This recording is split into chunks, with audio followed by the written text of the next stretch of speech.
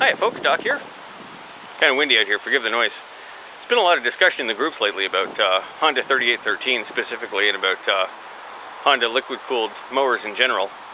I guess I'm most qualified to talk about the 3813s because I've got 3 of them, and I recently acquired one, the 3rd one, and figured now would be a good time to go over them in some kind of detail and shed some light on what makes these Hondas tick, because they are significantly different from your standard riding mower. So I'll show you what I got, and I'll pop some hood opens and let you have a little look-see, okay?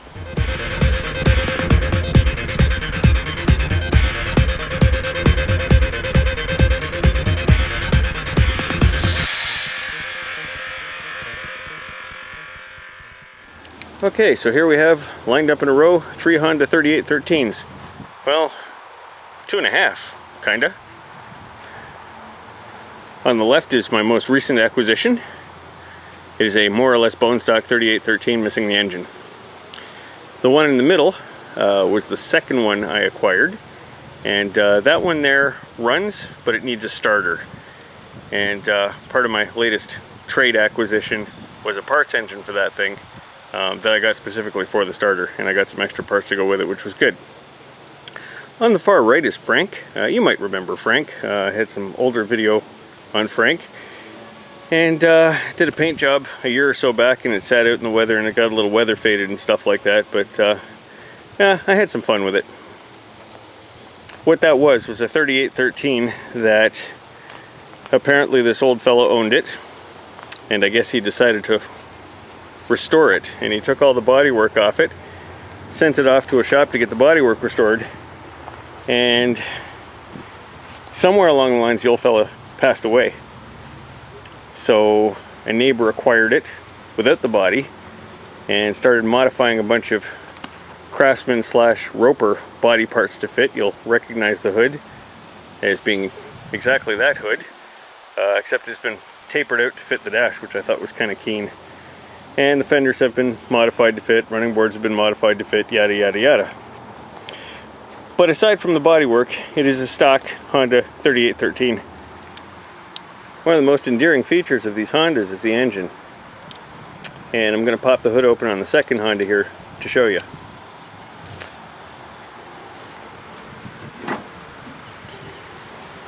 What we have here is a Honda GX360 K1.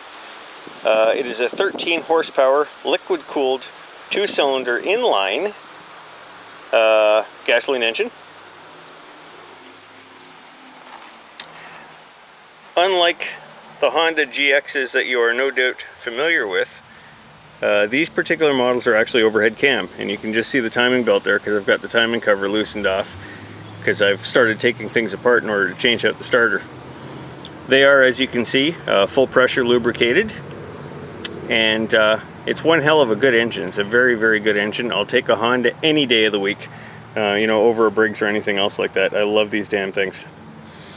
So up front there you can see the radiator and the fan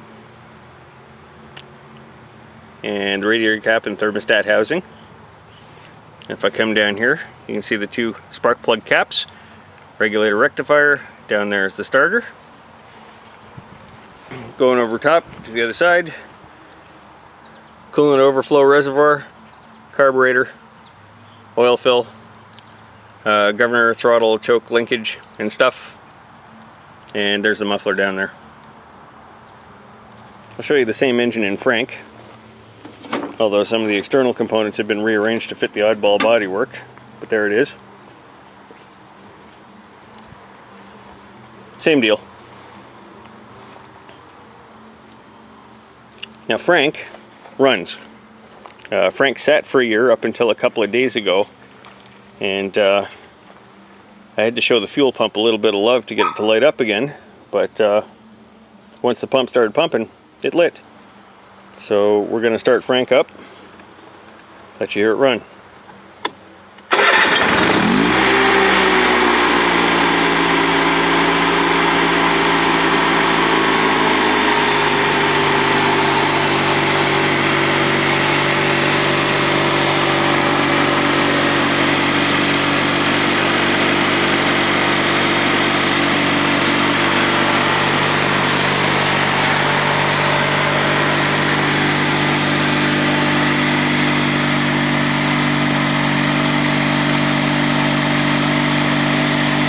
tell, it doesn't even sound like a mower engine.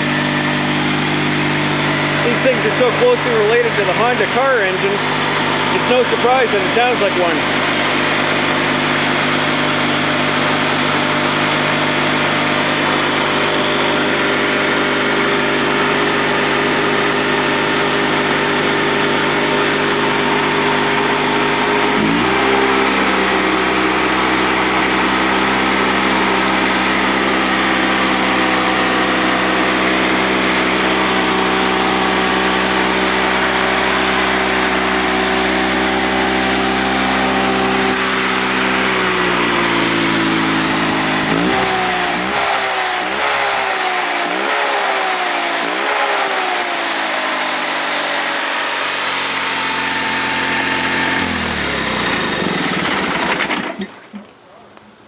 Alright, so that's the sound of the GX360K1 running, and on to more features. Moving around the machine, there's the clutch and brake pedal, and yes, it's on the right hand side of the machine.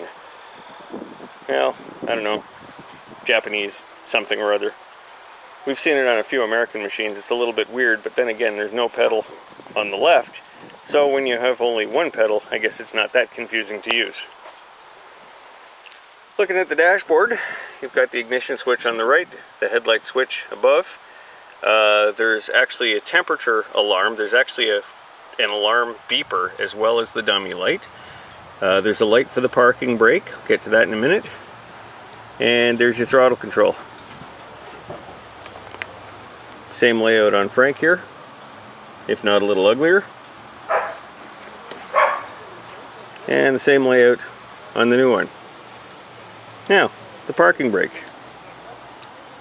There it is, right down next to the shifter, and it looks and acts like a car's parking brake.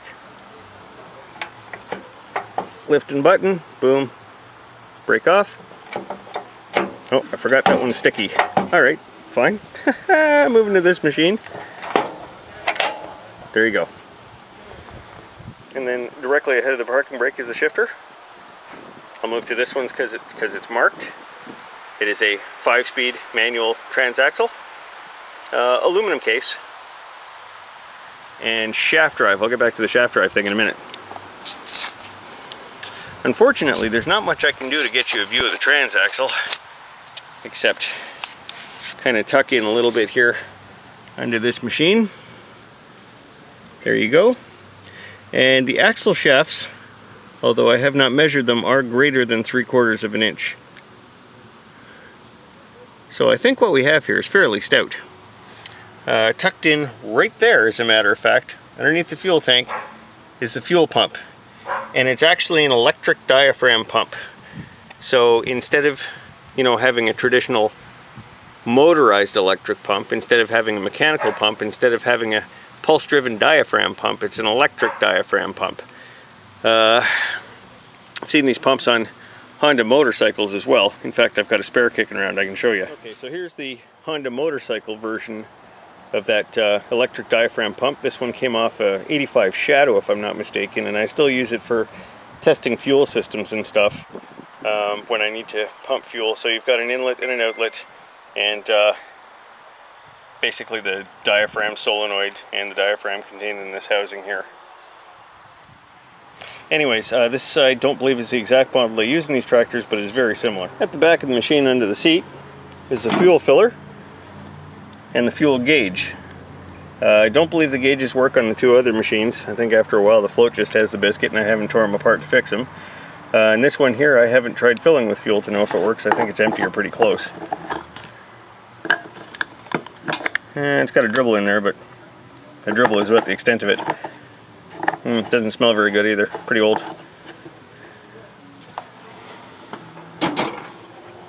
And on the left-hand side of these machines is the deck height lever. And it's neat the way they give you a spring assist on this thing. It's actually spring loaded up. So if you let it, it'll just spring right up and you have to actually push it down. I've popped the hood open on the new Honda just to show you the layout of the frame rails. They're C-section frame rails, so it's, kind of like a car frame. Pretty neat setup. And you can kind of see into the tunnel here. The steering is pretty beefy on these things. It is an open exposed sector gear, like a lot of lawn tractors, but it's pretty beefy, and the rod ends are better than your standard lawn tractor offerings. I'm going to move back to Frank here to show you the drive line. Tucking in overhead here, you can probably just see the drive shaft coming off the back of the engine there behind the flywheel. And because Frank's bodywork was designed with a removable center floor plate there, I'm just going to remove that to show you the drive line. So before I get into the bulk of the drive line, I just wanted to tuck you in under the fender well here and show you how complicated that shifter is, and there's a reason for it. The neat thing about it is the shifter also actuates the clutch. Get a look at this hoop here. When you pull the shifter over towards the operator to shift positions, that actually disengages the clutch there. You don't actually have to use the clutch pedal. You can just pull the shifter over, it clutches, go into whatever gear you want, and when you release the shifter, it declutches. Now, from the factory, there was a damper that slowed down the clutch operation, and I have removed that on Frank here.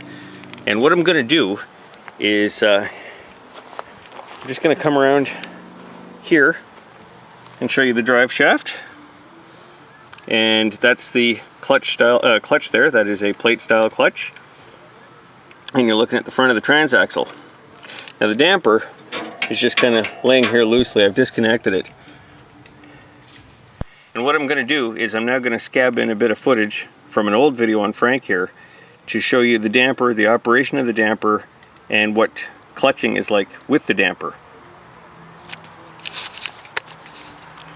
When we return from that, I'm going to start Frank here up and show you what operation is like without the damper as a direct comparison. This black cylindrical dewey here is a damper. It basically acts as a shock absorber.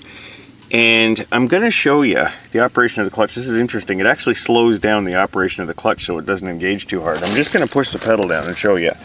Okay. Oh, God, that's a tough push. Okay. And I'm going to release. It takes its sweet old time re-engaging. Push it in.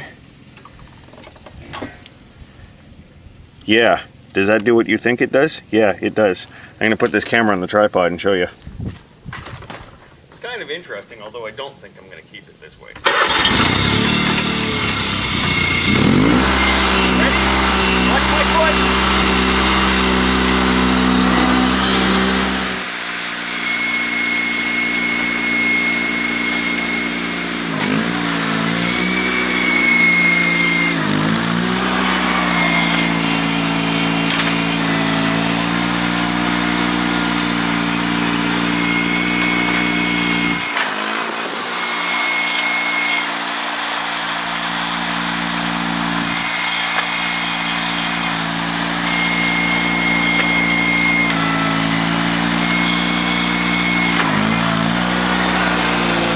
So as you saw, the clutch actuates immediately without that damper, and if you were watching, I showed you how the shifter handle also acts as a clutch lever. So getting back to the drive shaft unit, obviously with the clutch on the transaxle, the drive shaft is always spinning while it's running, and I'll just demonstrate that here.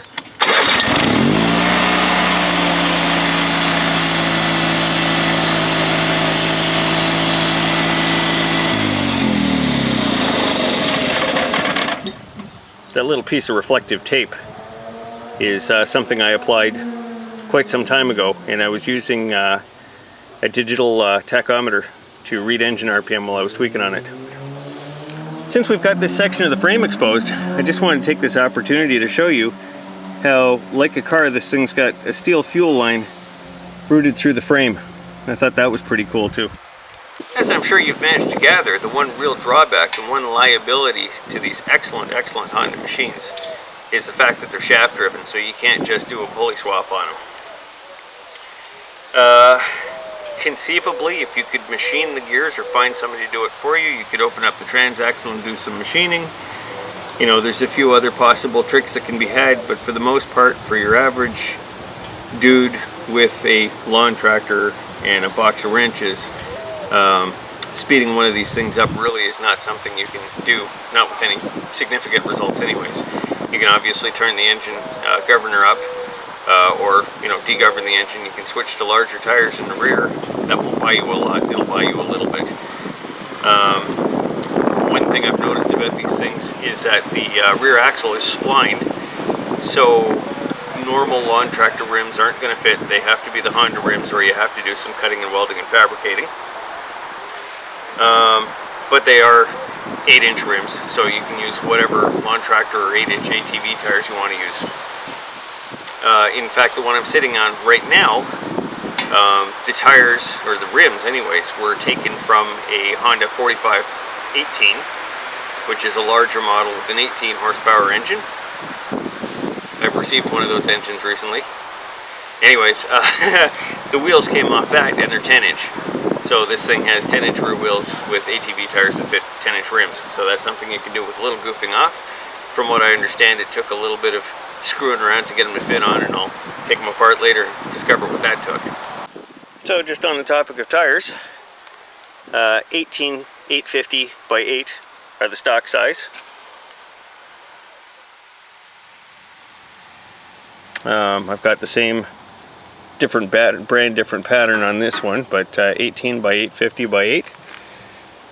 And the previous owner of this one put on these bear claws, and these bear claws are 22 by 8 by 10. And as you can see, fitment's a little tight, but there's sufficient room, so we know that 22s will fit. And they're not very wide, but they'll do the job.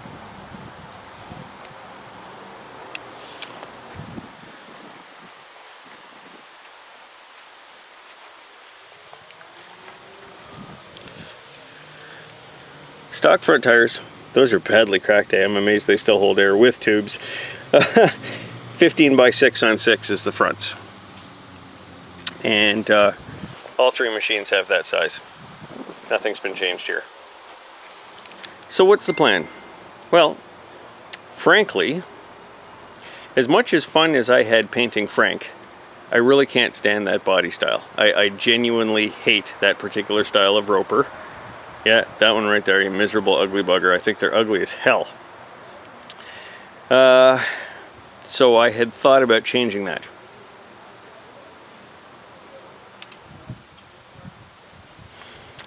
The second Honda I got there, that needs a starter primarily, and like I said, I recently acquired a parts engine for that, for the starter, and I was actually thinking about hanging a 38-inch John Deere deck off it and actually using it to mow.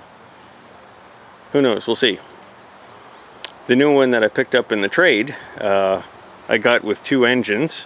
I'll get back to that in a second. My plan had been to put the one engine in and do whatever with it, I don't know. But my plan is looking like it might change.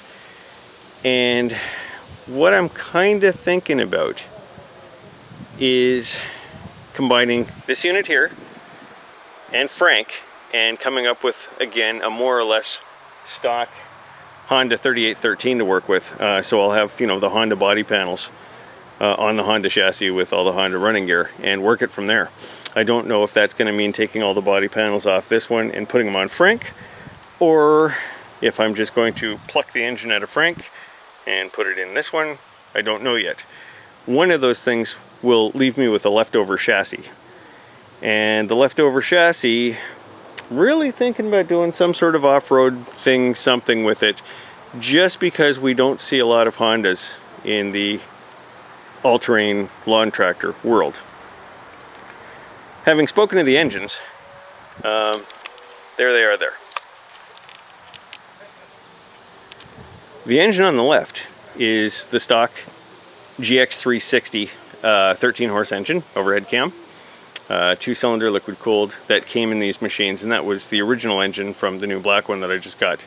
The engine on the right is the engine out of a Honda 4518, and that is a Honda GX640 18 horsepower liquid cooled inline 2. The architecture is basically the same as the GX360 K1, except it's 18 horsepower and obviously a 640cc displacement instead of a 360cc displacement. There are some changes in architecture between the two engines that are going to be kind of confusing, and I guess I'll take the camera off the tripod to show you. Okay, so there's a couple of visual cues that are probably going to confuse you a little bit. You know, it's got a plain stamped steel rocker cover. That one's got a nice fancy aluminum one with, well, paint overspray all over it. The carburetor is missing off the 13 horse, as is the coil and the timing belt cover and all that. The architecture gets confusing though, and this really seriously threw me off when I picked up these two engines. On the GX360, the flywheel's at the back of the engine. And according to all the Honda documentation I can find, this is normal. This is also apparently normal for the 18 horse engine, but in this variant, in this particular model, the flywheel is not at the back. No, it's not missing. I had to really dig for it. It's actually on the front side. And you can see the starter has been relocated in order to, you know, work with the new location of the flywheel, which is under this shroud right here. And that's the PTO clutch ahead of it. It's got a bigger oil sump. But yeah, that's a little bit confusing. The flywheel's at the front, not the back, and the Honda service manual, or the portion of one that I could download, shows the flywheel normally at the back as well. So I think they had to do some freaky crap to fit this engine decently into the chassis that they put it in to create the 4518 lawn tractor. Another architecture difference is the cylinder head on the 18 horse has the spark plugs on the same side as the exhaust ports, and the intake is on the other side of the head. On the GX360, the intake and exhaust are on the same side of the cylinder head,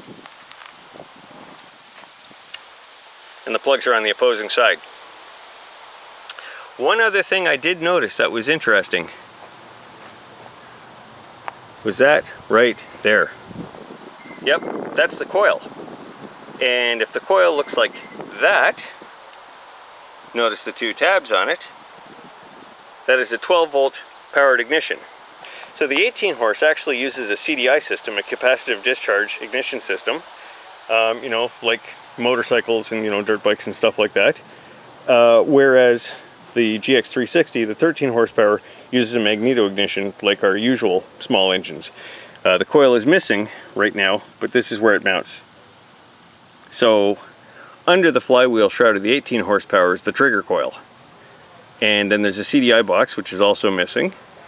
I'll have to acquire one of those. And then, like I said, the coil is a 12 volt powered coil mounted right there. So yeah, at the end of it all, I plan to have two running, driving, more or less stock Honda 3813s. Like I said, I'd like to be able to mow with one just because I'm that kind of guy. I mean, the grass is big enough, or not big enough. This lawn is sized such that I can mow it with a push mower, and I do. But hell, I'm surrounded by lawn tractors. I suppose I should cut the grass with one of them. The other one, which is probably going to be this one here, I might make somewhat off-road capable and just have a little fun with it. And then with the bare chassis, after I finish doing the fix-a-frank thing or whatever the hell I do, I'm going to be awfully tempted to try and fit that 18 horse in there and do something completely freaky with it. I don't know. It's a good chassis, it's a good engine, it's a good clutch, it's a good driveline. I should do something with it. So in the meantime, I hope you kind of enjoyed the tour of my Hondas and the explanation of, you know, generally what makes these things tick and what sets them apart from your standard run-of-the-mill piece of crap lawn tractor. And, you know, if you have any questions for me with regards to them, something I didn't cover or something you'd like more detail on, hit me up in the comments and I'll do my best to answer them. Don't forget to hit up Sprocket's Garage on Facebook. I do have a group there related to this stuff and all kinds of other mechanical goodies, and you can post your questions there and get faster, more direct answers and a little more conversation. And don't forget to hit up sulphurcitydesign.com and, you know, order up some Sprocket swag. We got t-shirts and stickers and hoodies and all kinds of goodies there. Bumper stickers, you name it. And until next time, take care of yourself.